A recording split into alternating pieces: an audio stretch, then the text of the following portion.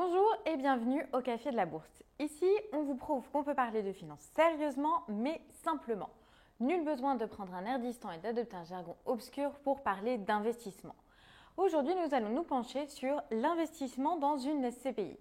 Investir dans l'immobilier physique sans acheter un bien dans son intégralité et sans le gérer, c'est ce que proposent les sociétés civiles de placement immobilier, qui ont vu le jour dans les années 1960 et qui ont connu des collectes records ces dernières années. Le principe, proposer aux investisseurs un accès au marché de l'immobilier par l'achat de parts d'une société de placement uniquement dédiée à l'immobilier. La pierre papier rend donc l'immobilier physique accessible à tous pour un investissement modéré. Pourquoi investir dans une SCPI ? Première raison, pour la faiblesse du ticket d'entrée. Les SCPI sont en effet accessibles pour des montants modérés et donc idéales pour des investisseurs désireux de se positionner sur le marché immobilier, mais qui ne possèdent pas les moyens financiers nécessaires. Attention cependant, l'investissement en SCPI s'accompagne de droits d'entrée élevés, de l'ordre de 8 à 10 % de votre investissement, ce qui est proche des frais d'une acquisition immobilière en direct. Deuxième avantage, vous n'avez pas de souci de gestion. Vous achetez des parts de SCPI gérées par un professionnel. C'est lui qui est propriétaire des biens, bureaux, commerces, logements, qui en assure l'entretien, la location, etc. Troisième avantage, la mutualisation des risques. Les SCPI, investis dans de nombreux actifs immobiliers, reposent sur une mutualisation des risques. Quatrième avantage, la liquidité. Les SCPI sont plus liquides qu'un investissement direct.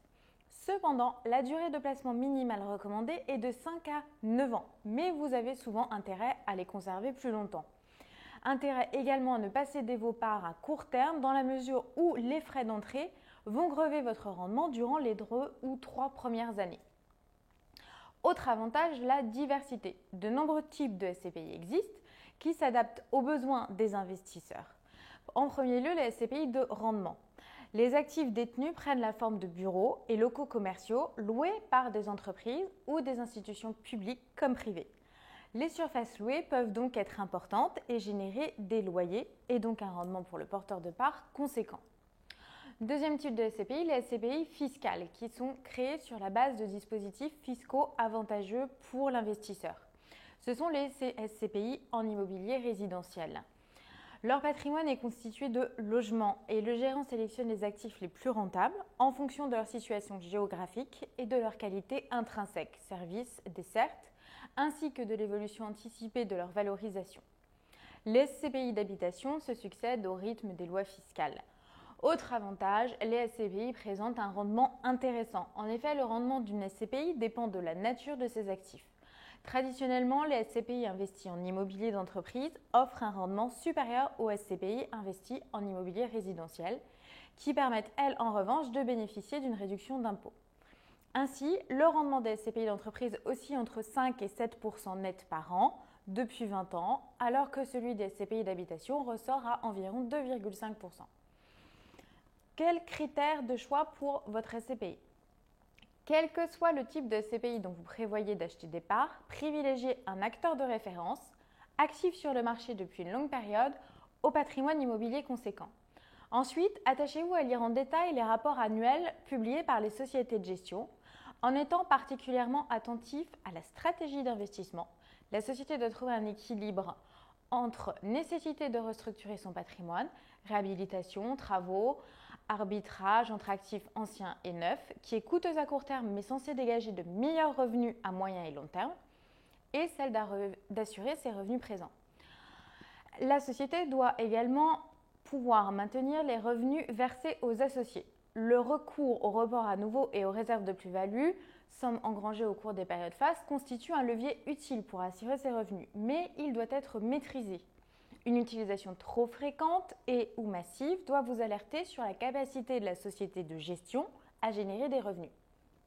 Prenez également en compte le prix des parts et l'historique. Le prix des parts ne doit pas excéder la fraction valeur de reconstitution sur le nombre de parts. La valeur de reconstitution correspond au prix qu'il faudrait payer selon les évaluations d'experts pour reconstituer le patrimoine détenu par la société. Veillez également au taux d'occupation qui doit idéalement être supérieur à 90%, ainsi qu'aux dividendes. Ce qui compte surtout, c'est son évolution. Si vous observez une baisse notable du dividende sur plusieurs années, mieux vaut ne pas vous engager. Vérifiez également la nature du patrimoine qui doit être suffisamment diversifié et les frais de gestion qui oscillent entre 10 et 13%. Mais des frais trop élevés viendraient affaiblir le rendement net de la SCPI. Les sociétés de gestion n'ont donc guère intérêt à gonfler leurs honoraires. Comment investir dans une SCPI en direct ou via une assurance vie? Votre choix reposera principalement sur la question fiscale. En effet, via l'assurance vie, vous bénéficiez d'avantages fiscaux et successoraux. Mais contrairement à l'achat en direct, vous ne pourrez pas acheter à crédit une SCPI et donc profiter des conditions de taux d'emprunt faibles du moment. Pour en savoir plus sur les investissements dans les SCPI, vous pouvez retrouver tous nos conseils dans notre e-book gratuit SCPI OPCI Comment faire le bon choix à télécharger sur cafédupatrimoine.com. Et pour en savoir plus sur l'assurance vie, consultez notre vidéo dédiée.